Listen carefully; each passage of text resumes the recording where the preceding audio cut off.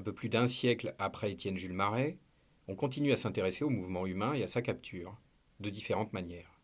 Ici, à l'Institut des sciences du mouvement Étienne Jules Marey à Marseille, on dispose de 8 caméras infrarouges qui permettent de capturer le mouvement dans son ensemble et de le reconstruire en 3 dimensions.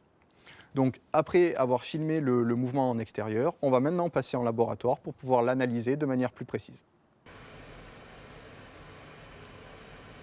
Tu vas être beau avec ça.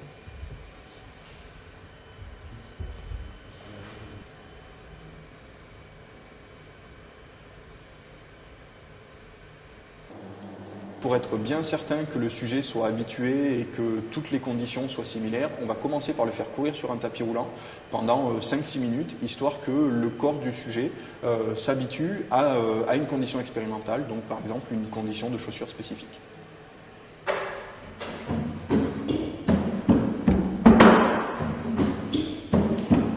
C'est reparti.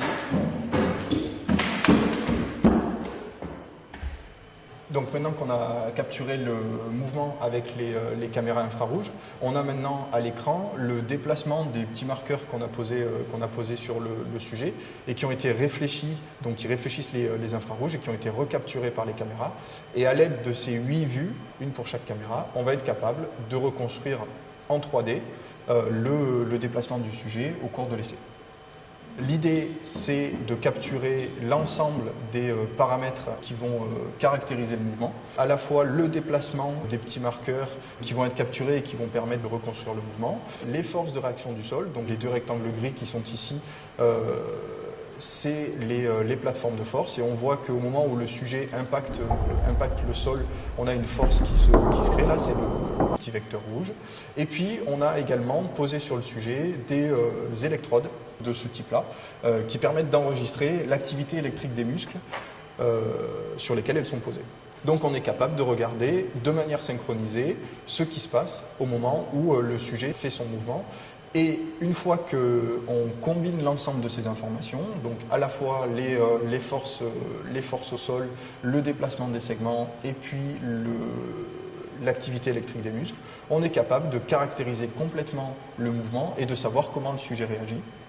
Si par exemple on lui impose une fatigue musculaire ou on change un équipement comme par exemple une chaussure. L'idée, c'est que cette acquisition-là, elle permet d'enregistrer l'ensemble des valeurs brutes et quand on les traite et qu'on les passe dans un autre logiciel, c'est ce qu'on a fait ici pour de la marche, on est capable d'avoir les trajets musculaires et les déplacements des muscles et les modifications de longueur des muscles au cours de l'essai. L'acquisition de ces données, elle peut avoir un but de recherche fondamentale pour comprendre comment le sujet réagit face à une perturbation, mais il y a aussi des applications qui peuvent être cliniques pour l'aspect cheville, mais aussi sportifs, puisqu'il y a des industriels français producteurs de chaussures et concepteurs de chaussures de sport qui les utilisent pour améliorer leur modèle.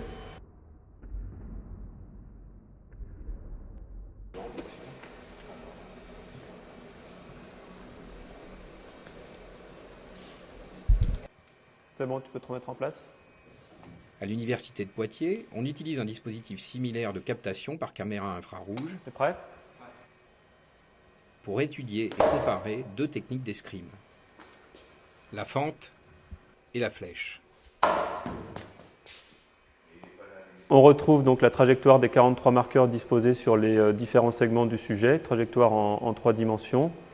Et synchronisé à cet enregistrement, on a les signaux des plateformes de force, donc des 7 plateformes de force sous les pieds qui nous permettent d'enregistrer les efforts entre les pieds et le sol. La comparaison entre ces 2 techniques, essayer de voir comment les différents escrimeurs utilisent leurs segments pour se projeter le plus rapidement possible vers l'avant et voir s'il n'y aura pas une technique plus efficace que l'autre.